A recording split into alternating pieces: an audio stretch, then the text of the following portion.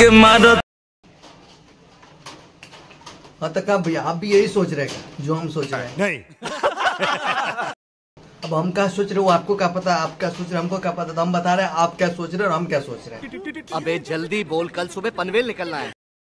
हम यही सोच रहे हैं कि आप भी यही सोच रहे होंगे। इस साल हम कौन सी पुरानी वीडियो देख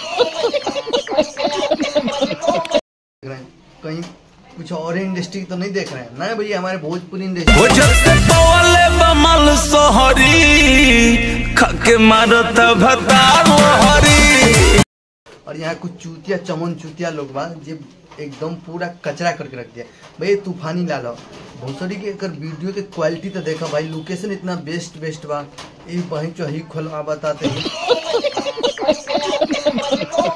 खोला बता देख के कौन रह जाए ना रह जाए। ये ना सुधरी भैया, ये कबो ना सुधरी, सब सुधर जाएगा पर ये ना सुधरेगा नहीं।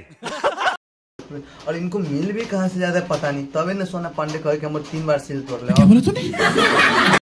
अब पता नहीं यार, हमारा समझ नहीं आती यार।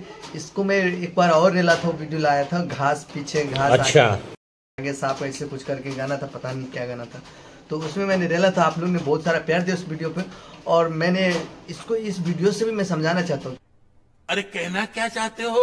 भोजपुरी इंडस्ट्री में अच्छी चीज करो, मैं तुम्हारा भी सपोर्ट करूंगा। अगर तुम गलत काम करोगे, गलत चीज को प्रमोट करोगे यूट्यूब पे, चाहे दर्शक में दोगे तो मैं बर्दाश्त ना करूंगा भैया। तुम्हारा रेलाई जारी रहेगा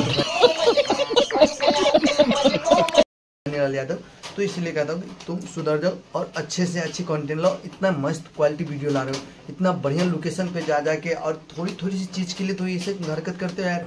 ये बड़ी अच्छी बात कही आप। मतलब इससे अच्छा है ना कि तू पुराना वीडियो बना ले, हमसे